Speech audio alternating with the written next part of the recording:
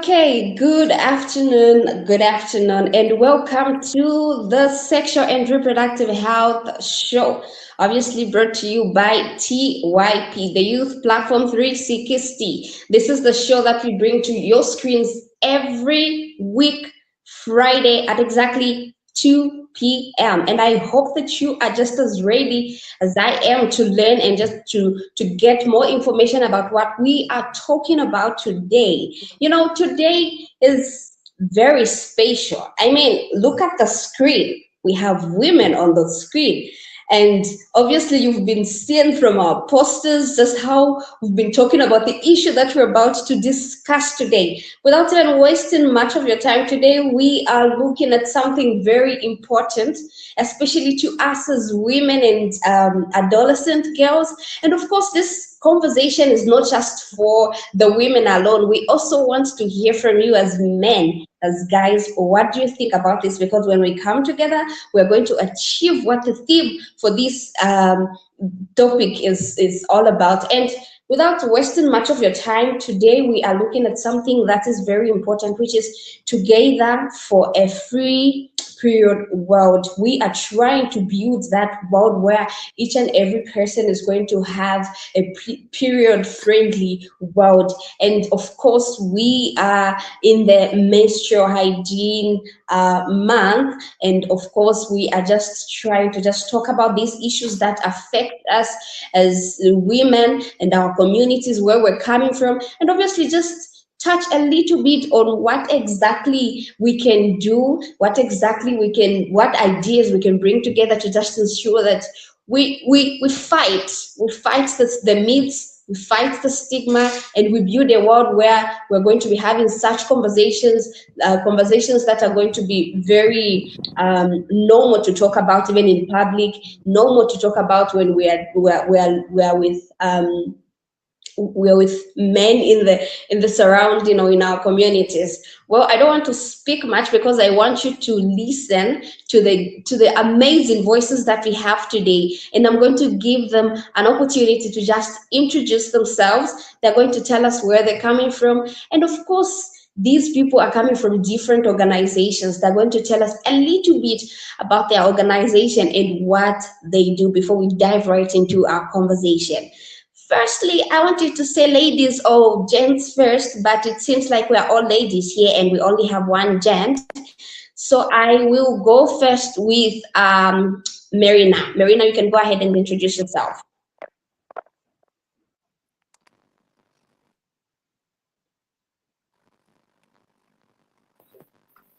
Hello, good afternoon, everyone. It's lovely meeting all of you on this call.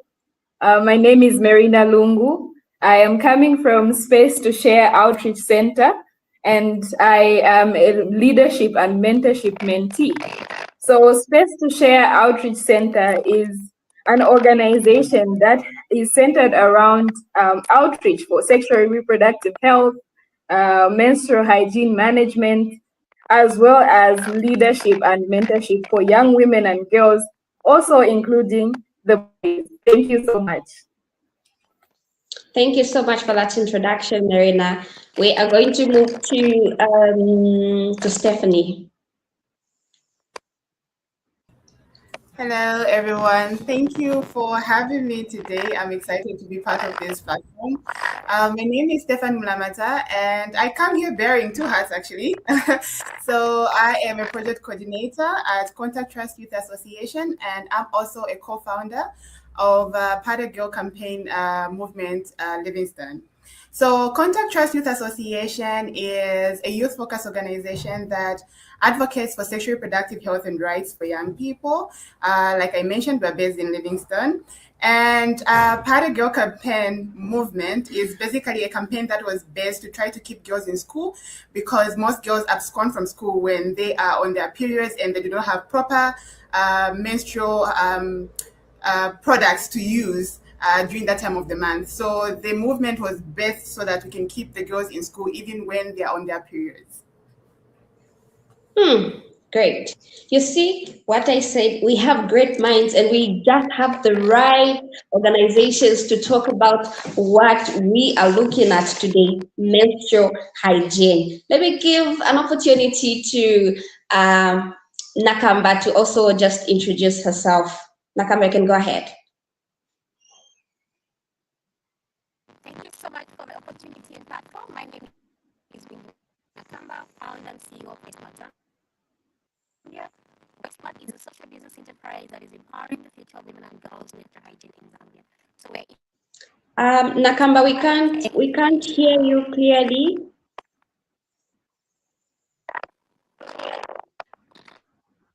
We can't get you. Is your phone connected to headset or anything?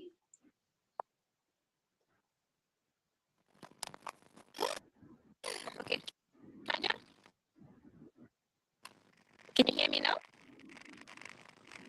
Your audio is poor. We don't know why, but your audio sounds to be poor.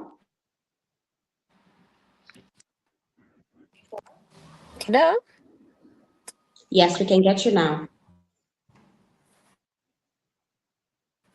Can you hear me now? Sounding clear. You can? You can? Yes, we can hear you now. Okay. Thank you so much for the platform. My name is Minji Nakamba. I'm founder and CEO of Westmart Zambia. So Westmart Zambia is a social business enterprise that is empowering the future of women and girls' menstrual hygiene through the provision of eco-friendly, cost-effective, reusable sanitary pads. So we are into eco-friendly and climate-smart initiatives. Thank you.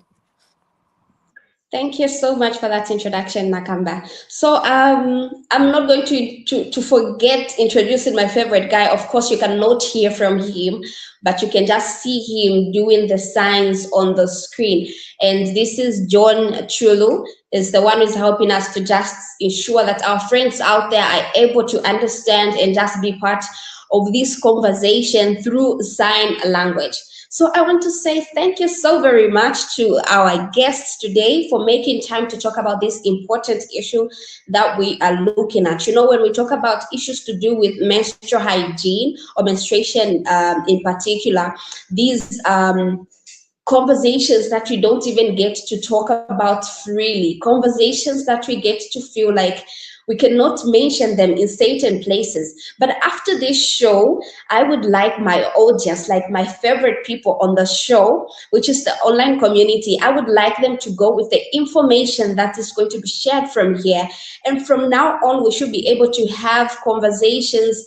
We should be able to normalize conversations on menstruation and just how best we can help ourselves as young ladies and how best even the community can just support us when we are going through such a period. So let's dive right into our conversation of the day. And the last person to introduce herself is the first person who's going to respond to this important question that I have for you. So this question goes to Mwinji. Mwinji, you're an entrepreneur and obviously you are kind of supplying these products that we use as young ladies when we are on our menses or rather periods. So I would like you to just help us understand, because we hear a number of people talk about period poverty, but maybe we don't even understand what that really is. Nakamba, help us understand what period poverty is. Okay. Thank you so much for the question.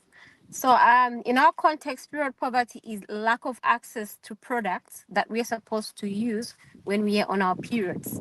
Products such as sanitary pads. It can also be, water lack of access to, water, sanitation, period products, as well as the environment. Most of our girls come in, environments, rather spaces where they're unable to change they're unable to change their pads, freely. So we still call that poverty because they don't have that privacy. You understand? So from our context, that is what period poverty. That is how I would define period poverty.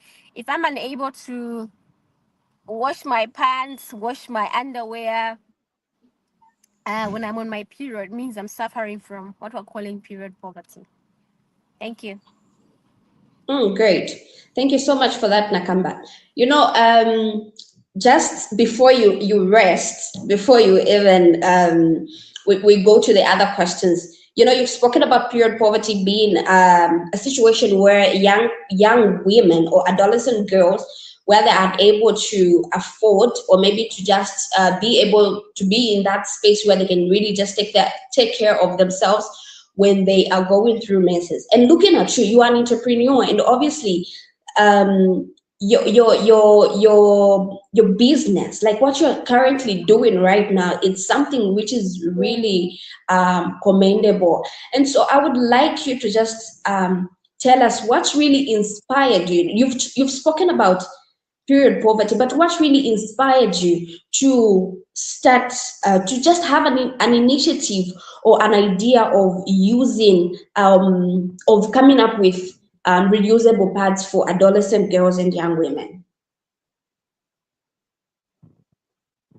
Okay.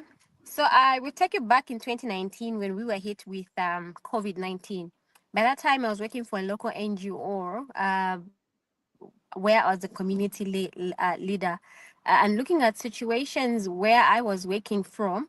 We could have a variety of trainings around GBV, um, uh, around entrepreneurship, and most of the girls would not attend because of period issues.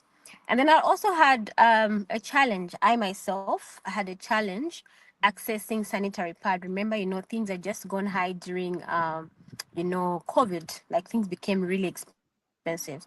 For me to access sanitary pads, I needed to ask at least 5 to 4 people in the house to help me with coins. My uncle would give me, let's say, 5 kwacha. I would get a 3 kwacha. I would get till I have, a pack of, sanitary pad. Then I also thought of the girls in the rural areas, rather even the communities where I was working from. But how are they managing, their periods? So I went through the internet. I went through books. And then I came across a reusable sanitary pad. I didn't invent the reusable sanitary pad. I had the pad certified with the Zambia Bureau of Standard. First, I had it tested with ZABS. It passed all the tests, and then I started doing some, social media marketing. I got clients from just there. That's how the business actually grew. So my inspiration came from, how I was unable to access sanitary pads myself. Thought of the people I was working with, thinking, okay, if this girl can't, meaning me, if I can't afford, I can't manage to take care of myself during my periods coming from a middle income setup. What about a girl coming from a low income setup? How are they managing them? So our pads are cost effective, eco friendly, and the girl can use them up to 3 to 5 years. That's depending on how they actually use them. So they are also in 5 pharmacies in Lusaka. We also have them 5 pharmacies right on the Copper Belt. I've also been able to ship some of the pads to Australia, Canada, Zimbabwe, and parts of Gambia. Yes, that's where my inspiration actually comes from. Thank you. Thank you so much for that, Nakamba. That's an inspiring story. You know, you being in such a position and you coming up with such an initiative is something really recommendable. I mean, look at you. You even had at least people were able to at least give you something for you to just have that money to get yourself those sanitary products. But then look at it in an aspect of a young person who doesn't even have where to get money. What do they get to do? Thank you so much for that explanation. So I'm going to move to Stephanie, and I would like to hear from you. You are the co-founder under the Party Girl campaign. So now, obviously, there must have been something that's really was the biggest barrier to menstrual health, and that's really led you to come up with an establishment like Pade Girl campaign. Obviously, you are also helping adolescent girls and young women out there. So, I'd like to hear from you. What were the biggest barriers or to menstrual hygiene or menstrual health that led you to establish that foundation or rather campaign, and how has the barriers shifted from the time you started? All right.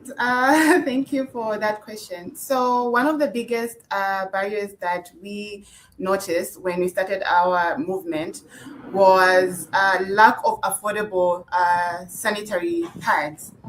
And that affected most of the girls from attending school, right? So we thought, no, because obviously, a woman or a girl usually attends between 5 maximum to like 2 weeks.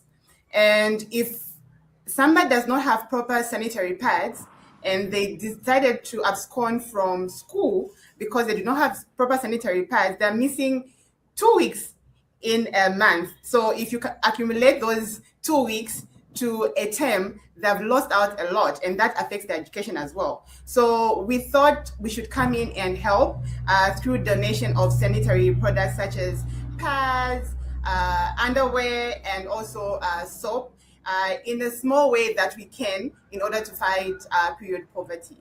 And we've also created a safe environment or a safe space for these young people to be able to ask questions. Because in our society, or in most society, talking about menstruation is still a taboo. You know what I mean? Girls are not free to talk about their periods or even to ask questions. Even in a household where this girl maybe grows up in a household where they're just men alone, and maybe she doesn't have the information and she starts her periods and doesn't know who to talk to because it has been dubbed as a taboo even to talk to a man about it. So she's not even asking questions. That happened to me at some point because before I started my period, I had less information. If I tell you that the first time I started, I used a tissue. I used a tissue, which is very unhealthy and risky to my health. You know what I mean? So if I was given a platform or if I was given an environment where I would be able to freely ask questions like, oh, what's happening to my body? What am I supposed to use? I would have known what to do at that point. So there are a lot of girls that are like me that also are afraid to talk about this and lack some information when they start their first period. So the shift that we've seen through our work is girls are more free to talk about it in our communities, even on online spaces. I think we've seen people start talking about periods and whatnot, which is a good thing. And then we've also seen a shift in interest when it comes to stakeholders. They've also realized that actually menstruation is a public health issue and it's also a human right issue and also an education right, because if you do not have those access to sanitary pads, meaning your education is compromised. So the right to education is compromised, right?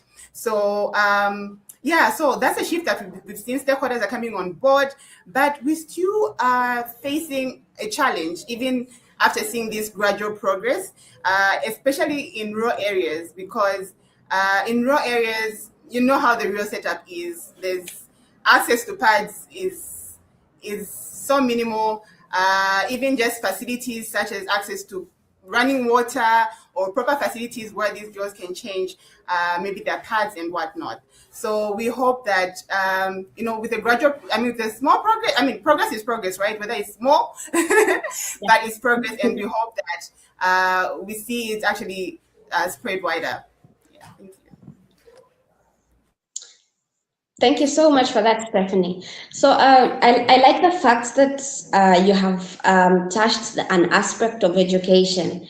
In as much as we are trying to build a period-friendly world, we should also consider the fact that we need these adolescent girls and young women to be educated on periods. I should say on periods. They should be educated on that, and that is just going to help us to know what exactly we're supposed to do in case we find ourselves in such an environment. I know this conversation is going to go deep, looking at the fact that we have Mwinji, we have Marina, and we have Stephanie, they're going to help us just navigate more, or just give us an overview of what we can do when we find ourselves in such a situation. We're going through periods. How can we best keep ourselves, how best can we clean ourselves, and how best can we just ensure that we maintain the hygiene process and everything that's needed. So I'm going to go to Marina. Marina, I hope you're ready for my question. So Marina, I would like you to just help us understand what kind of challenges exactly do adolescent girls and young women face during menstruation?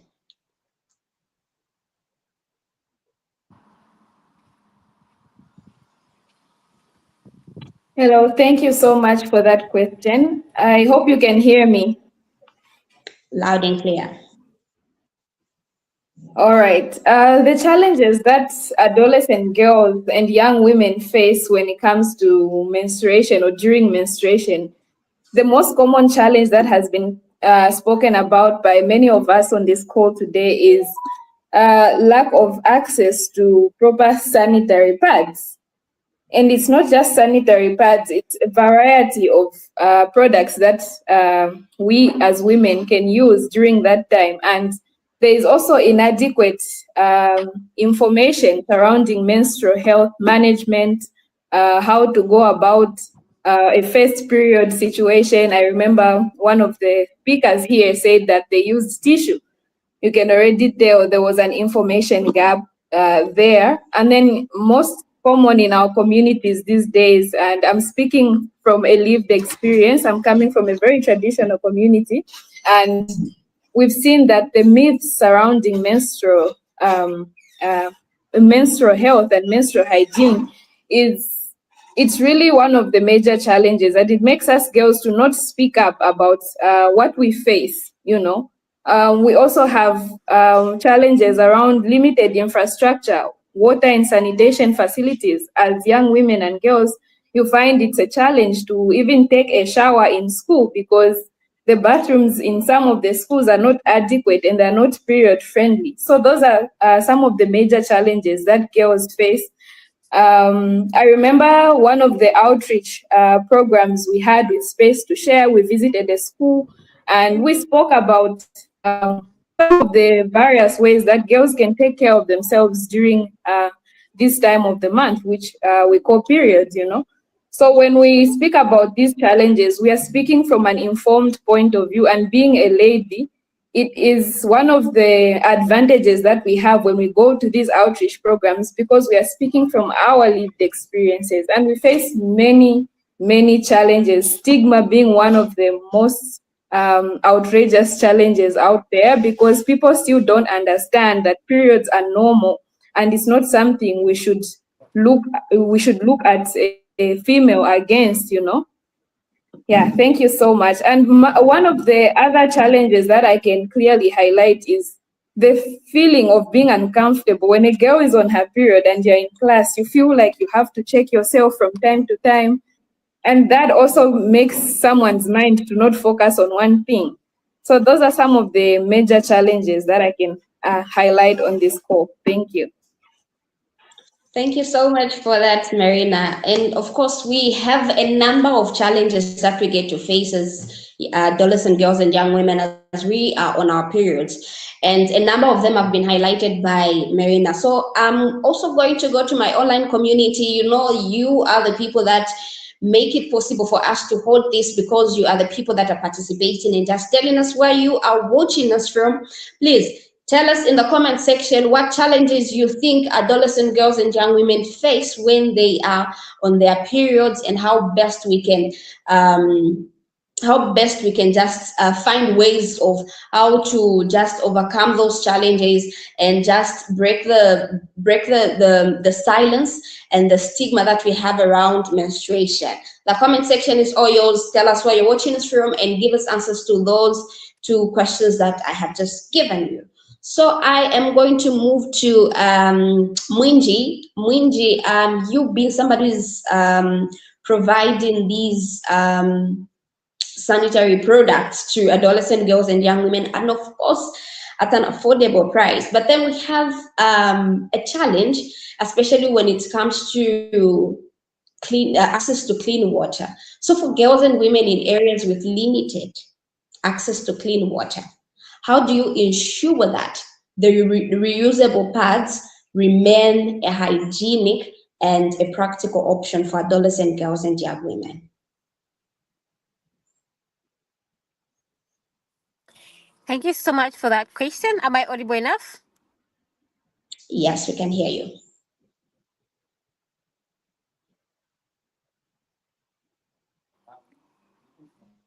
Yeah? Yes, you are clear. We can get you.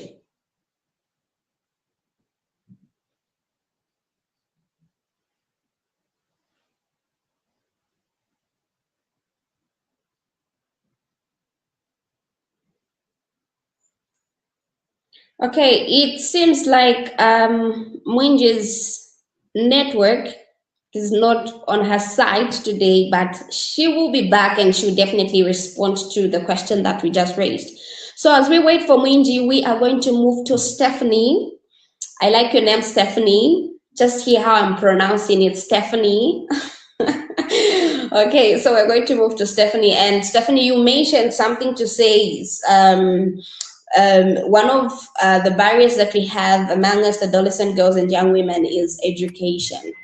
So menstrual health education goes beyond biology, and then how do we ensure that the girls that should reach out as an organization or as a campaign, they have the right information and they feel confident to advocate for themselves? Stephanie, you can go ahead. All right. Like you said, menstrual education just goes beyond biology, right? So I think we must not only focus on the physical aspect of menstruation, but also look at it in the aspects of dignity, self-worth as well. Because we need to create a safe environment for young people to be able to, like I mentioned, to be able to express themselves freely. And one thing that I believe is an informed girl is a confident girl, is a girl that is unstoppable, a girl that Yeah. can achieve whatever they set their mind to. So we encourage girls in these spaces. We also encourage girls to be advocates for their own rights as well in their schools, in their community. So beyond the biological aspect, I think we should also empower them with the knowledge just to uplift themselves and also be able to stand for their rights for themselves and just be advocates for their own rights. Yeah. Great. Thank you so very much, Stephanie, for that. I like the part where you said you are encouraging these adolescent girls and young women to be advocates at the end of the day. They should be able to advocate. And when we look at this year's theme, it's simply together for a period-friendly world. So in as much as we are trying to build a free world where period are going to be friendly, we should also consider the fact that these adolescent girls and young women, they should be in spaces where they can talk about period and nobody's going to judge them. They should be able to talk about how they are feeling and no one is going to judge them at the end of the day. That's how it's supposed to be. So Mwinji, thank you so much for coming back, and I hope your network is now favorable on your side. So you can just go ahead and respond to the question that we earlier raised. Okay, so hopefully, so as I was saying, that our pads are certified with the Zambia Bureau of Standard. The material that we use enable us not to waste so much water. In as much as we are also trying to save, gather around and commemorate a period-friendly world. Period should be friendly, meaning we should have easy access to products that are friendly, eco-friendly. So our pads are made in a way that you do not need so much of waste of water. Another example I would take, or rather say mention, would be how do we manage ourselves even when we're not using the reusable sanitary pads? At least, we always have access to water. In either way, there should just be in a way we have access, to water, at least to bath, to cook. How do we cook? How do we bath? How do we wash our Mm. underwears? In the same way we wash our underwears, in the same way we cook, in the same way we bath, is in the same way we should be able to take care of our, reusable sanitary pads. I also forgot to mention, before I forget to mention, that our pads are also made in a way that, they dry up like really fast. The material that we use dry up very fast. They enable girls to easily access them back. So in a pack, they're about like 3 sanitary pads. So when you use one, you wash the other one. By the time the other ones, you're messing up the other one should be, ready for use. Thank you. Thank you so much for that, Mwinji. Of course, your work is so commendable, and we really appreciate the fact that you have come up with an initiative that is helping adolescent girls and young women to just take care of themselves. I mean, if you get that pack, which has about 3 pads in it, Mwinji mentions that you can use those pads for 5 years. Is it? You can use them for 3 to 5 5 years. years, depending on how you use them. Great, depending on how you use them, and you can be able to use them for 3 to 5 years. This is just so amazing. We should try that. We should try that. Thank you so much, Mwiji, for that. So I'm going to move to Marina, and Marina, you mentioned some of the challenges that we face as adolescent girls and young women when it comes to menstruation, but then you get to find that we still have a number of young women or adolescent girls who still feel so embarrassed. Like we spoke about the barriers, but we still have these people still feel embarrassed to talk about menstruation. It can either be at home or at school. Now, I want you to tell us, why do you think that such still persists, like the silence still persists, and how can we ensure that young people can just push through this and be able to have such conversations? Okay, so I was just given a question, and network decided to betray Marina again. So I'm going to move to Stephanie as we are waiting for Marina to come back.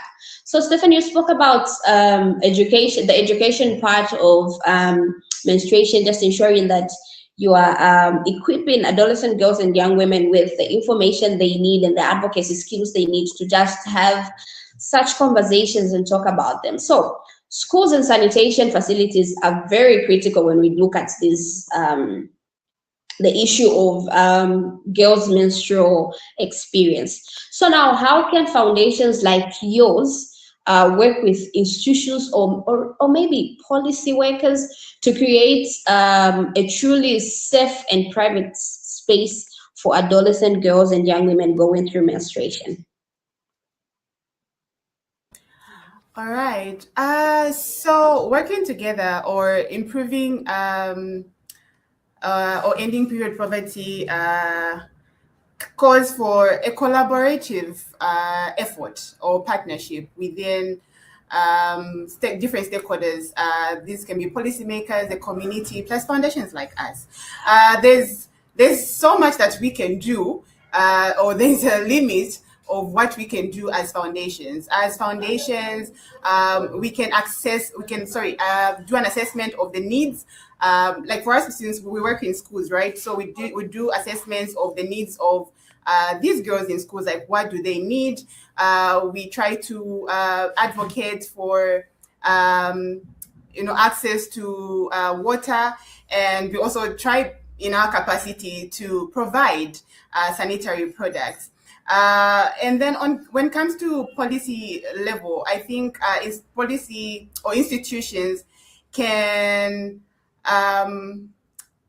push for policies where at least sanitary products can be free, or emergency products can be placed in these schools. I was happy to hear at some time, I was happy to hear the government mentioning that they would be providing free sanitary products in schools. I'm not sure how that is going or how that's working in the schools, but I felt like that was a good move, seeing how where our focus was as an organization, that we wanted to keep girls in school. So I was really happy with the move. And then for communities, what communities can do is, push for sustainable implementations. You know what I mean? Because at the end of the day, even when these measures are put in place, there should be a sustainable plan to make sure that these plans still work even after institutions or organizations pull out or move to another community. Yeah.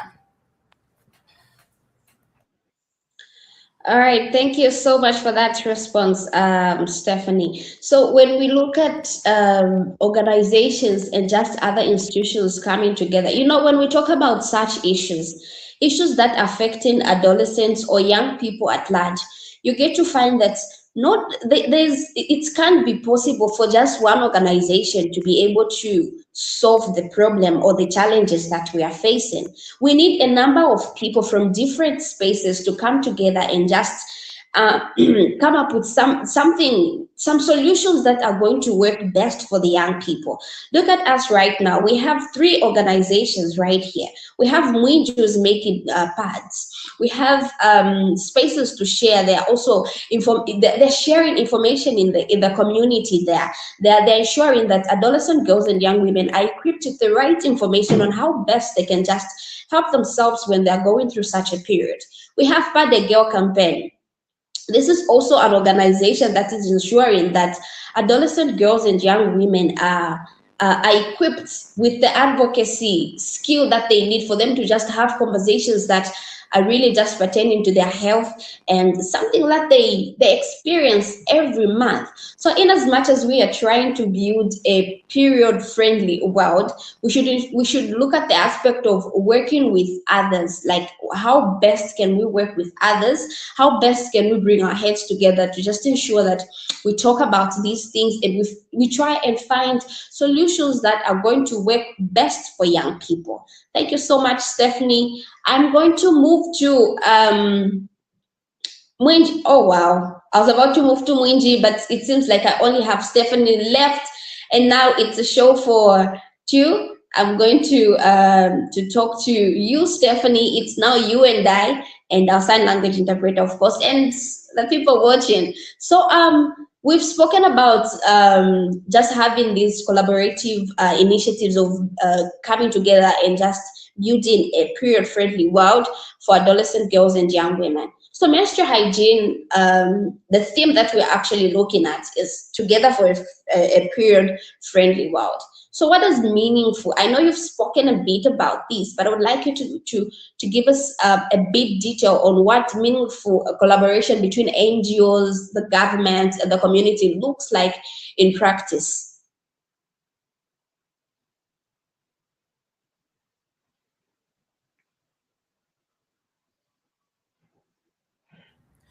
All right. So for me, meaningful collaboration means recognizing that menstrual health is not a responsibility for one organization or institution, leaving it to NGOs to be able to push the agenda and whatnot. Meaningful collaboration meaning all stakeholders. When I mean all stakeholders, I mean the government, the NGOs, the community, innovators, everyone to come together and create a period-free world. So it shouldn't be left to one on an organization, like I mentioned, or institution to be able to push the agenda, but we should all come together. Yeah. Thank you so much. I'm glad that Mwinji is back. So Mwinji, before the network kicks you out again, let me ask you a question. Beyond the products itself, like the products that you've come up with, the initiatives that you've come up with, what role do reusable pads play in addressing period poverty and just keeping girls in school? We are looking at girls who tend to miss school because they do not really have a product to use when they are on their periods. So, what role do these products play in catering for that aspect? Okay. I always love to give this example. Today, if you and I went to, let's say, Choma Primary School or Secondary School, and we donated 10,000 single-use sanitary pads. These are disposable sanitary pads. You and I will make an impact, but there'll be girls that will start their periods today, others tomorrow, meaning next month they will not have the sanitary pads. They won't have, they won't have um, uh, products to use for, their messes. So what role do the reusable sanitary pads play in a girl's life, rather? They are cost effective, I would say that. Imagine you get into grade 10 and you have a pack of reusable sanitary pads, a pad that can last you up to 3 to 5 years. So grade 10, 11, 12, you have, entry into school without issues of, periods situations, or rather unable to manage, your sanitary, your periods well.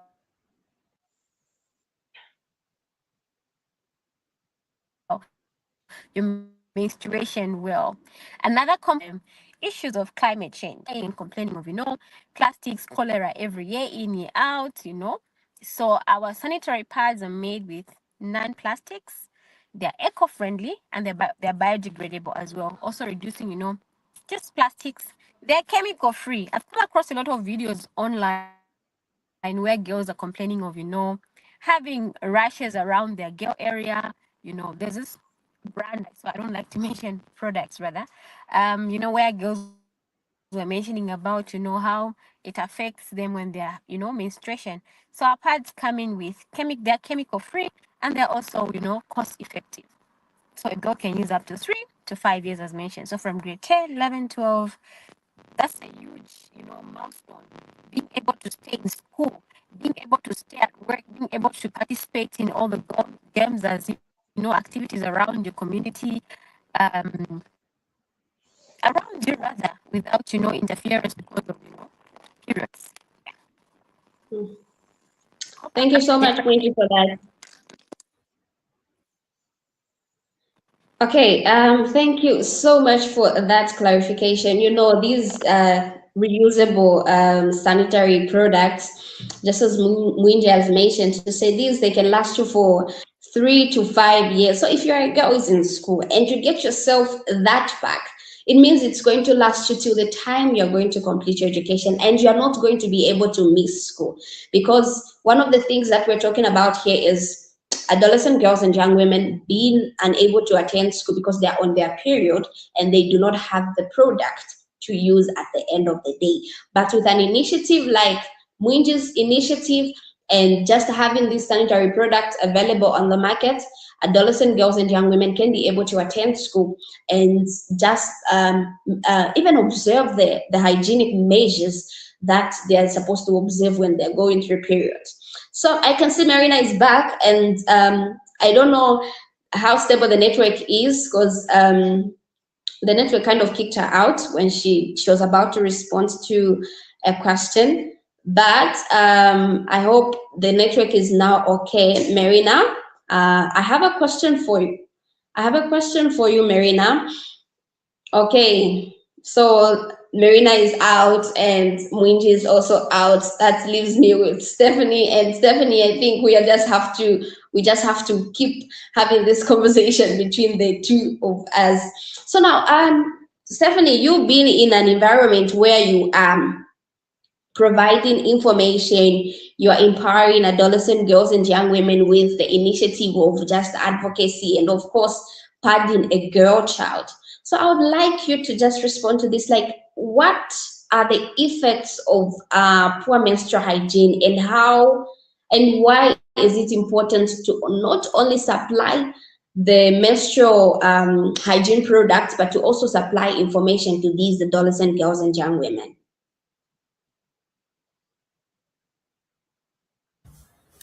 So, the importance of giving information to these young women, I think I had mentioned it in at some point, to say it actually gives them confidence, because if you give information to a girl of, for example, how to hygienically clean, take care of themselves during that month of the period, they'll basically just have this confidence that they can walk into a room without being ashamed and whatnot, even when they have a little accident, because it's so common for women to actually mess. I think amongst all of us that are here, we've had an incident before. And sometimes it can be shameful, especially if you're in an environment where, like we said, it's not commonly talked about. But a girl that has all the information and knows that she knows how to take care of themselves, and maybe that day was just an accident, I mean, she would know how to carry herself during that time or during that incident. So I think it's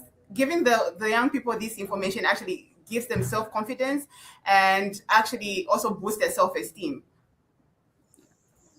Thank you so much. I like the fact that we are talking about real life situations. I mean, we had people, I was part of the people that used a tissue before. Like, I didn't really know what to do. And of course, it's maybe because I didn't have the information. And I have been one person, maybe part of the people that's messed up because maybe something happened, you know. These are real life conversations that we're talking about. And it's just very important, just as you have mentioned, to say it gives us confidence. If I have so much information on how best I can take care of myself when I'm going through such a period, I'm going to be confident because I know that I'm doing the right thing, and I'm not going to mess up because I'm using the right products at the end of the day.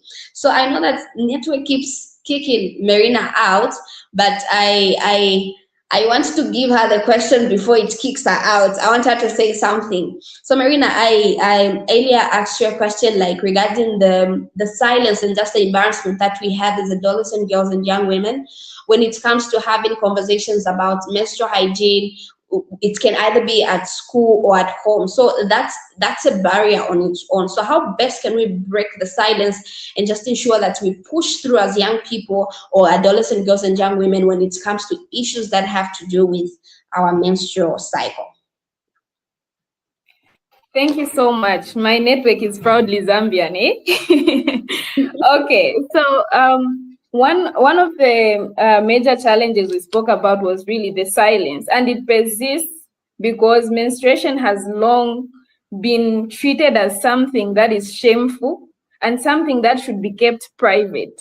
And one thing that we can do as young people and as people advocating for a period-friendly world is we need to speak openly about periods and encourage both, even the boys and the girls as well, as to understand how our body transitions through adolescence and through the beginning of our periods.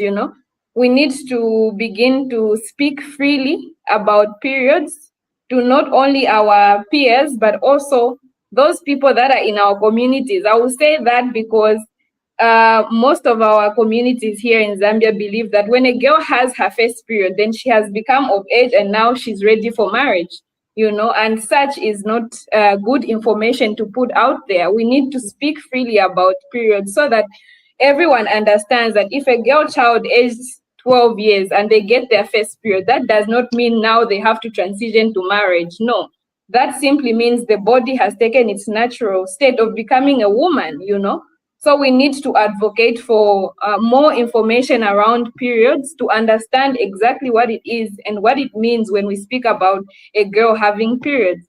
I love that when we are in this space, we are able to have very honest conversations and we know what happens in our various communities when it comes to periods. So that's one thing I would say we need to advocate for. And we need to ensure that the right information about periods is put out there in the community. And also, I love to speak about the different options that exist for people for us as women. when your menstruation starts, you can go for pads, you can go for menstrual cups. Those are things that we need to familiarize ourselves so that we understand the varieties that exist. I remember there was a time when we spoke to some girls in school about the different methods that exist on how a girl can keep themselves clean during periods, and they said, if I wear a pad and it shows behind my skirt that I'm wearing a pad, that makes me feel uncomfortable. You know, we have things like tampons. You can insert a tampon in a way that makes you feel comfortable. You know, those are kind of conversations that I would love that we put out there. Thank you so much. Thank you so much for that, Maureen. And I'm glad that your network did not cut when you were giving us those important points. Thank you so much. You've highlighted a number of things, and I like the fact that we have a number of adolescent girls and young women who, excuse me, who get to find it very hard to talk about things like this. I think one of the barriers that we have, the major barrier that we have, is silence. Adolescent girls and young women cannot even talk about anything when they're maybe in a group of people. They can't mention anything that has to do with periods because of how we've perceived it to be a kind of information, a kind of conversation to have in public. And the other thing is that in our communities, it's just so unfortunate that in some communities, when a girl is going through periods, they get to think that she's now ready for marriage, and obviously a girl child will be pushed into marriage without even considering the fact that this child has to be in school at the end of the day.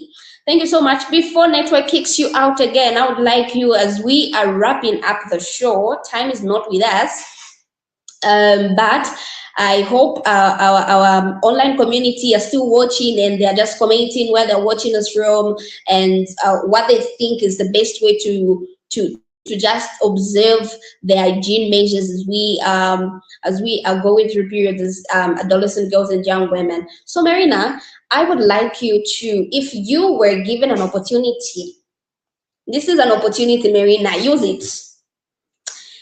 If you could send one message to decision makers, teachers, parents, or even leaders about young people or young adolescent girls and young women who need to have truly a friendly world, like we're talking about building a period friendly world, and just having that experience of just normalizing these conversations on periods, menstruations, and whatnot, what message would you like to send to the decision maker? Marina, they are listening to you at the moment.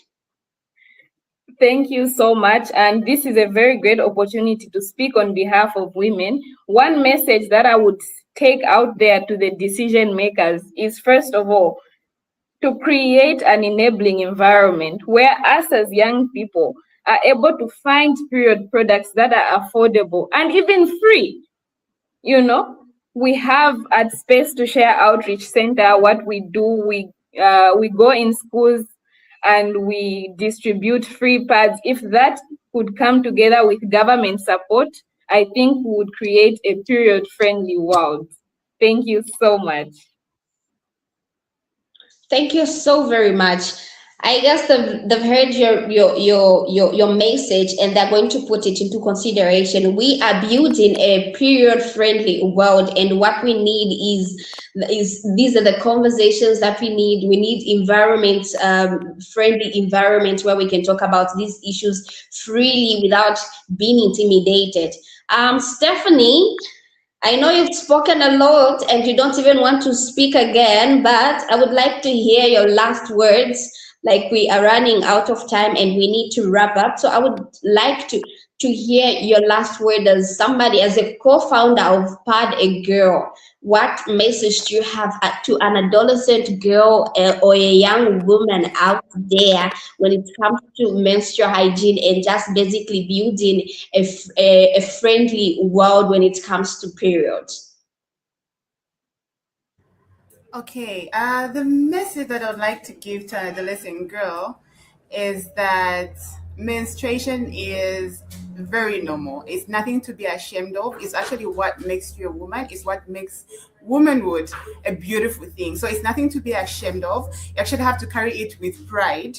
And advocate for your own issues. Do not sit and wait for other people, thinking a savior will come to speak for you.